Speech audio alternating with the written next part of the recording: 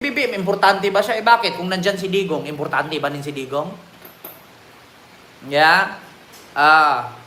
Speaking of rally ni BBM sa Davao, huwag nyo kong hamunin. Ako, inaantay ko lang na mag-comment kayo patungkol sa ganyan. So, syempre, nag-comment kayo patungkol sa ganyan. Meron ako ipapakita sa inyo. Eto mga kababayan. Eto na. Alam nyo sa totoo lang, mga kababayan, ito Larry Gadon. Nilangaw daw ang PDP rally. Speaking of rally Nakakatawa. Pakinggan nyo. Nakakaawa. Itong proclamation of senatorial candidates ng PDP laban na pinungunahan ni former President Duterte. Isipin nyo, napakakunti ng tao at considering that this is a proclamation of senatorial candidates. Dapat yan mga tipong nasa Luneta Grandstand or Araneta Coliseum or Philippine Arena or yung malalaking venue. No?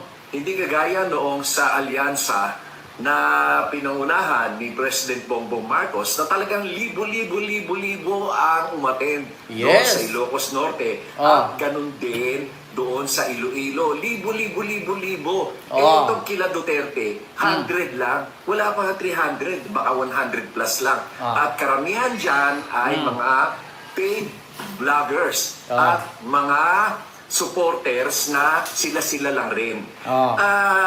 This will reflect also why maisog rallies in all the parts of the country, yung lahat ng mga maisog rallies nila ay konting-konti lang umaattend. Kasi nga, wala naman talagang suporta, walang tao ang mga Duterte. Kaya lang nanalo yan noong 2016 dahil sinuportahan ng mga Marcos loyalists. Kasi no choice. Walang ibang pwedeng iboto. Alam nga naman, iboto namin si Marojas o kaya si Binay o kaya si Grace po. No choice. Talagang no choice. Kaya napilitan lang kami iboto si Duterte. Pero hindi nangangahulugan na kanya talaga yung boto. Okay? Ngayon, ganito. Noong 2016, noong 2021 pala, ay nagpa-survey ang Malacanang at inutusan ang mga congressman na mag-conduct ng mga internal surveys. At doon ay ang lumabas na number 1 na malayo ang percentage ay si BBM. Ang number 2 ay si Leni. Number 3 si Isko. Number 4 lang si Sara. Kaya hindi siya nag-decide na tumakbo. Kasi nag-mayor na lang siya, nag-file siya ng mayor sa Davao kasi alam nila na talagang walang boto ang Duterte. Ngayon, kinausap lang siya ng isang kaibigan, family friend, na lawyer din, na sinabi sa kanya, sikat ka lang ngayon dahil anak ka ng presidente, pero pag hindi na presidente yung tatay mo, makakalimutan ka na ng tao. Kaya ang ginawa niya, tumakbo siyang vice president ng BBM. Kasi nga, sure winner siya kung kay BBM. Yan ang totoo niya. Walang tao ang Duterte. Wala. Maswerte na makatatlong milyon yung mga yan. Yung mga kandidato ni Duterte, nako, yung iba dyan, kaibigan, pero sorry to say, wala kayong tao. Nakakatawa kayo at nakakaawa. Nakakatawa at parang nakakaawa. Itong proclamation of senatorial candidates ng PDP laban na pinunguna. Diba? Tama naman ang sinabi ni Senador, Attorney Larry Gadon. Nung panahon kasing eleksyon panahon ni Duterte 2016, ayaw ng mga loyalista sa Liberal Party kasi magkakalaban nga. So alam nga naman ang iboboto nila si Marojas. Alam nga naman ang iboboto nila si Binay at si Crispo. So malamang ang binoto si Digong para mabago naman. At ang sinuportahan ng mga Marcos, lalong-lalo na si Amy, ay si Duterte. So ngayon, bakit ito itanong ko sa inyo kung talagang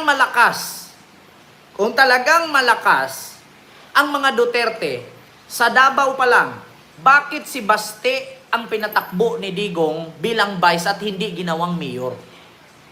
Sige nga, Si Digong dapat magpahinga na yan. Ilang taon na, hindi na nga makalakad eh. Yeah? Hilda Gamer, ba't ako iiyak? Ikaw ang umiyak, wala kang kinikita, ako may ads. Yeah? Ito lang usapan ninyo. Sabi nga ni Gadon, kapag hindi na presidente si Duterte, wala nang lakas si Sara. Malakas lang si Sara noong 2022 kasi kakababa lang ni Duterte. Ngayon, mula 2022, nabulgar lahat ng baho ng mga Duterte. According kasama na dyan yung Pogo, kasama na dyan yung mga Chinese spy, kasama na yung droga. Lahat sila nabubulgar. Kasama na yung Davao Death Squad, War on Drugs. Lahat yun, baho nila nalabas isa-isa. Sa tingin nyo, yung bumoto kay Sara na 32 million bilang Vice President, maniwala pa kayo na buo yun? Sir Ted, Migalab shout out. Huwag kayong umasa na 32 million bumoto kay Sara nung 2022 election. Ay buo pa yun. Baka 2 million na nga lang natira nawala na yung 32. Ako nga mismo na vlogger supporter niya noon nagsisi Tao pa kaya?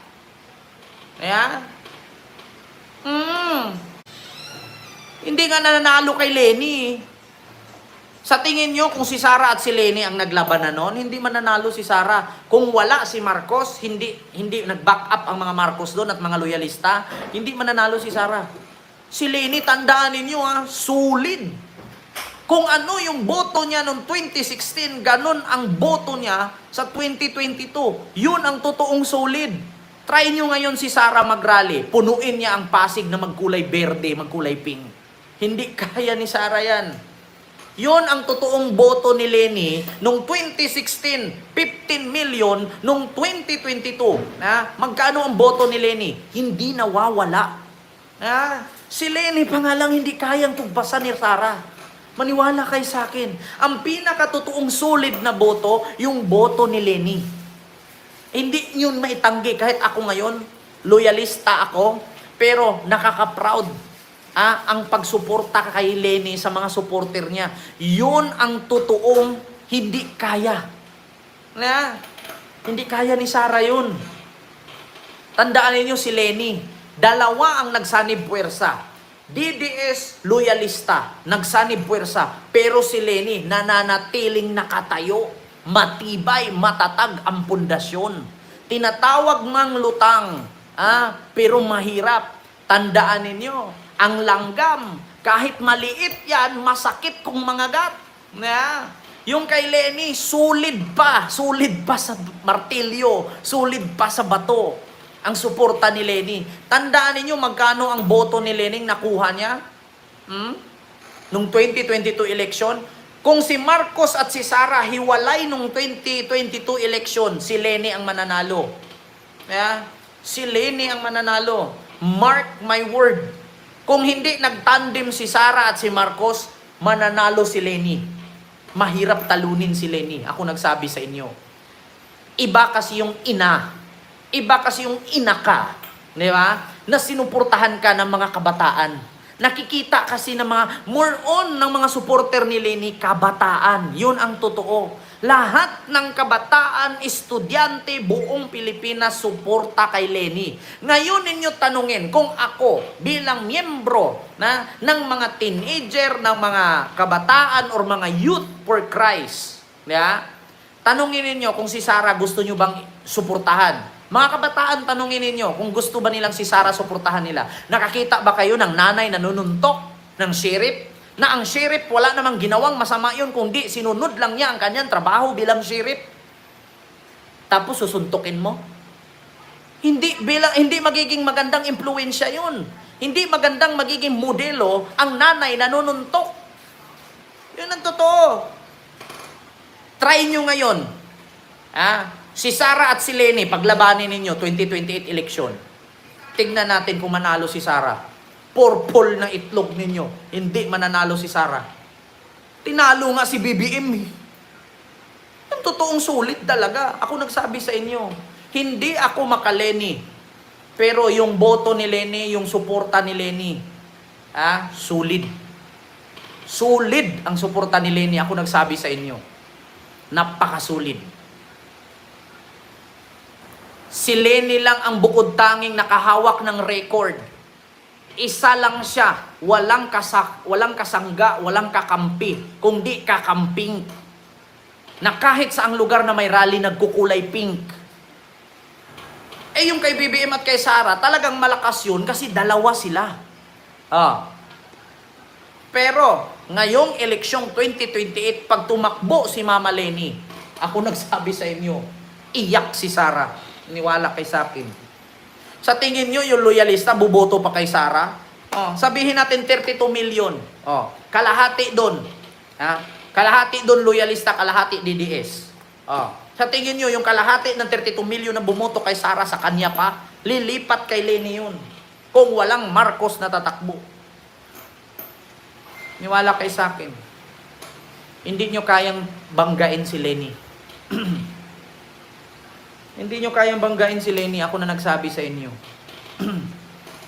Si Sara at si Leni, or kahit sinong Duterte, babangga kay Leni, umatras ka na lang. Hindi ako kakamping. Pero, sa sunod 2028 election, kung walang pambato ang Marcos, o kung meron mang pambato si Marcos, pero hindi ko gusto, at tatakbo si Leni, susuportahan ko si Leni. Niwala kay sa akin. Mas maiging sumuporta ka sa lutang, kaysa sa hindi lutang kawatan naman. Lahat ng kabataan suportado si Leni. Ni minsan wala yung nakitang kabataang sumuporta kay Sara. Nung nakaraang election 2022, walang kabataang sumuporta kay Sara. Kadalasan sa sumuporta kay Sara, mga magulang. Pero yung kabataan, puno. Wag mo na akong tanungin, Hilda Gamer, kung saan ang pera ko. Ikaw ang tanong kung nasaan ka, wag ka magtago sa peking pangalan. Oy, Ma'am Cathy the Wanderer, maraming salamat po sa yung super chat. Thank you so much po, ma'am, sa yung 5 pound super chat. Thank you so much. Ngayon pa nga lang, sabi-sabi ninyo, 40 million ang membro ni Dado. 40 million, pero nung nag-rally sa EDSA, hindi kayo umabot sa 1,000. Ngayon ninyo ipakita na si Sara malakas. Mag-rally kayo. Isahang rally lang, hindi yung paulit-ulit, nakakasawa.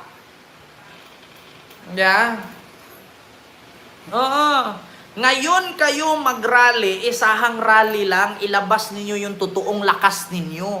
Hindi yung iulit-ulit yung rally ngayon, bukas rally na naman, nakakasawa, walang nangyayari.